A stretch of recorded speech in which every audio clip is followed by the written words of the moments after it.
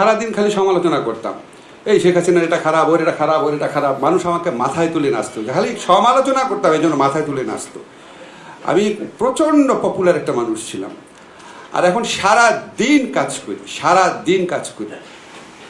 কালকে রাত্রে দুবাই থেকে মিটিং করে এসে রাত 2:30টার মতো কাজ করেছি। সকালে উঠে 7:30 থেকে কাজ করেছি। আমার চোখ জ্বলতেছে, মাথা ব্যথা হয়ে গেছে। সারাদিন কাজ করি আর সারাদিন গালি শুনি।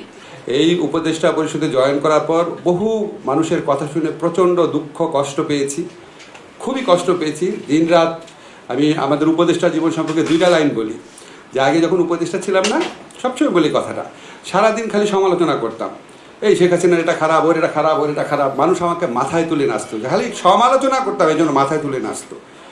আমি প্রচণ্ড পপুলার একটা মানুষ ছিলাম। আর এখন সারা দিন কাজ করি। কালকে রাত্রে দুবাই থেকে মিটিং করে এসে রাত 2:30টার মতো কাজ করেছি। সকালে উঠে 7:30 থেকে কাজ করেছি। আমার চোখ জ্বলতেছে, মাথা ব্যথা হয়ে গেছে। সারাদিন কাজ করি আর সারাদিন গালি শুনি।